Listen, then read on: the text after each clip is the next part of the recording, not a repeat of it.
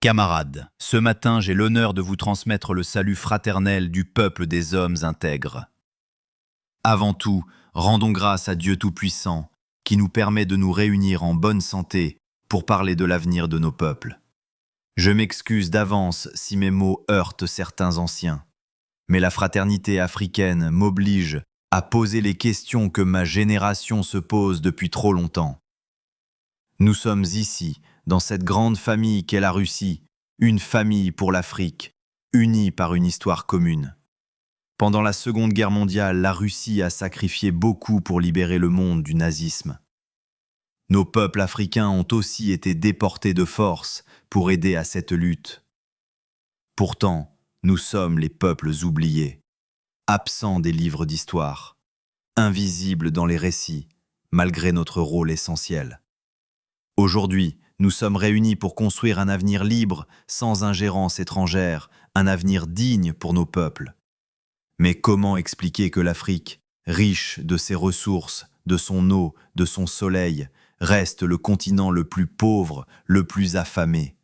Pourquoi nos chefs d'État doivent-ils mendier dans le monde? Ces questions restent sans réponse. La pauvreté pousse nos jeunes à risquer leur vie, à traverser l'océan, parfois pour ne jamais arriver. Mais bientôt, j'espère, l'espoir viendra à eux, ici, chez eux. Au Burkina Faso, depuis plus de 8 ans, nous faisons face à une violence barbare, un néocolonialisme impitoyable.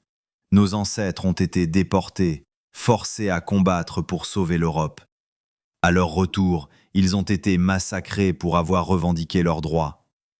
Aujourd'hui, des volontaires prennent les armes pour défendre leur patrie.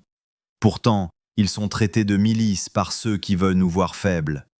Nous devons arrêter d'écouter ces voix impérialistes qui nous divisent.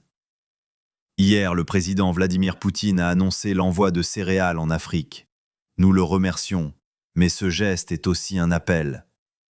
Au prochain forum, nous devons venir avec des solutions, assurer l'autosuffisance alimentaire de nos peuples. Apprenons de ceux qui y sont parvenus.